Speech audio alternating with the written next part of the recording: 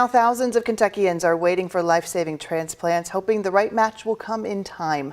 This month, in April, we are recognizing National Donate Life Month, celebrating life and honoring the gift of organ, eye, and tissue donation.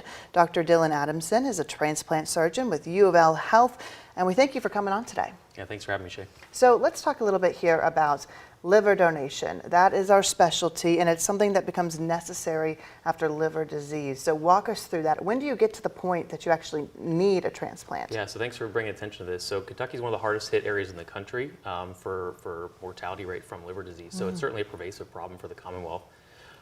Usually once you reach sort of that end stage of liver damage, which is what we kind of collectively call cirrhosis, is when people really get to be referred for transplant to their local transplant center. We have one certainly at Jewish Hospital, U of L Health, and that's when we evaluate them for the potential to be transplanted. Is there anything that people can do before they get to that point to prevent liver disease? So that's one of the hard parts of liver disease is it's very silent.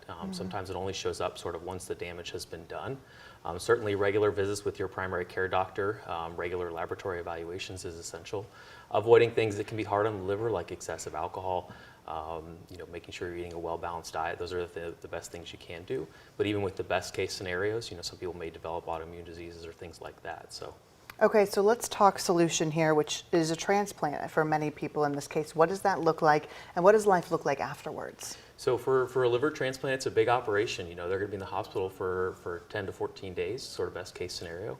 It's usually about a 6 to 8 hour operation.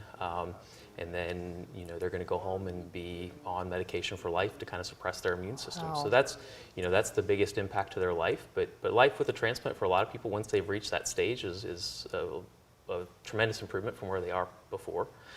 People go back to work, they can live a normal life, they can travel, they can do all the things that for them make life worth living. So transplant is not someone who has to live in a bubble. And so, once they've been sick enough and live with liver disease long enough that they've kind of reached the point of needing a transplant really is life-saving and life-affirming for that person. Well, we're really lucky to have the team at U of L and Jewish to be able to do this work right here in our community. We appreciate you guys, and thanks for raising awareness today. All right. Thanks for having me on today, Shay. Of course.